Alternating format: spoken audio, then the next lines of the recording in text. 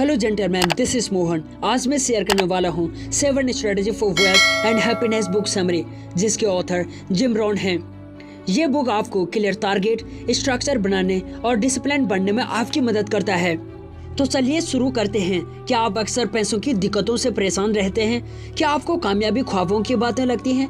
अगर ऐसा है तो ये सोचने वाले आप अकेले नहीं हैं। कॉलेज छोड़कर ह्यूमन रिसोर्स मैनेजर के तौर पर काम शुरू करते वक्त ऑथर को भी यही लगता था। 6 साल मेहनत करने के बावजूद भी एक ही सैलरी, एक ही पोजीशन पर फंसे रहे। अपने मेंटर अर्ल सॉफ से मिलने के बाद ऑथर के हालात बदल गए।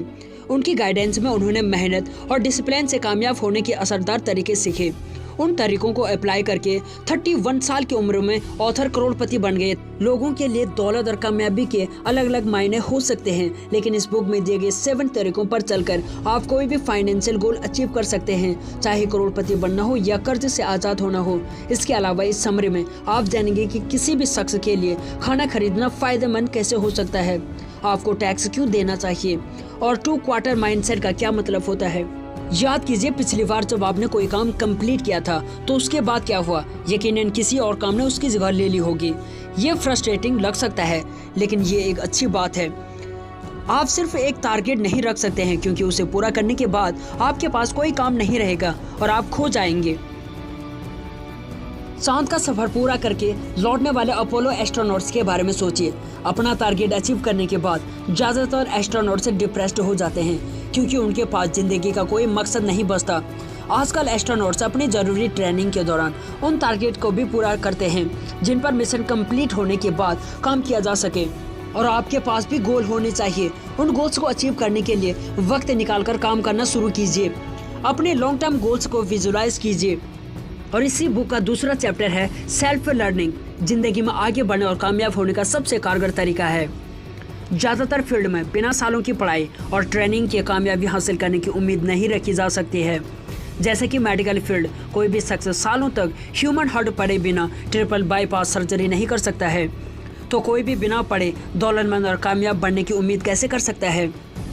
अपनी वेल्थ बढ़ाना सीखने के लिए आपको किसी यूनिवर्सिटी जाने की जरूरत नहीं है, बल्कि ये आप सेल्फ लर्निंग से भी कर सकते हैं। शुरू करने का पहला तरीका अपनी लाइफ से सीखना हो सकता है। दिन के आखिर में खुद के लिए कुछ वक्त निकालिए और सोचिए कि पूरे दिन आपने क्या क्या किया। हर काम को डिटेल में याद करने की कोशिश कीजिए, खास तौर पर वो काम जो बहुत अच्छा और बहुत खराब हुआ। इससे आपको अंदाजा होगा कि आपको क्या करना चाहिए और क्या नहीं। दूसरा तरीका है सेल्फ लर्निंग के जरिए किताबें, वीडियो, ऑडियो से सक्सेस स्ट्रेटेजी को सीखना हो सकता है।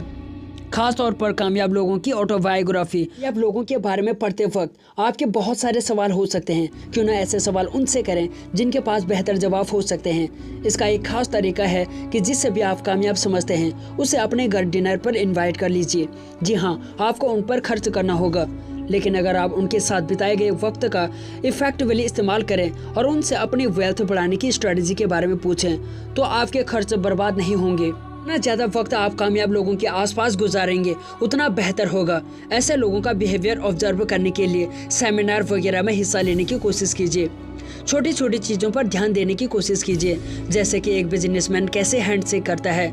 अगर आप कामयाब लोगों की आदतों को समझ लेंगे तो आप उन्हें अपने ज़िंदगी में भी इस्तेमाल कर पाएंगे।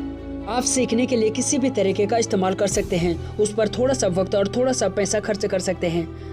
दिन में कम से कम 30 मिनट का वक्त और महीने की इनकम का थोड़ा सा हिस्सा सीखने के लिए खर्च कीजिए, क्योंकि सीखी हुई जानकारी को आप अपने फ्यूचर में इन्वेस्ट कर सकते हैं और जल्द ही इनकम के अलावा बहुत ज़्यादा पैसे कमा सकते हैं। तो टाल देने की आदत आपकी ग्रोथ की सबसे बड़ी रुकावट है।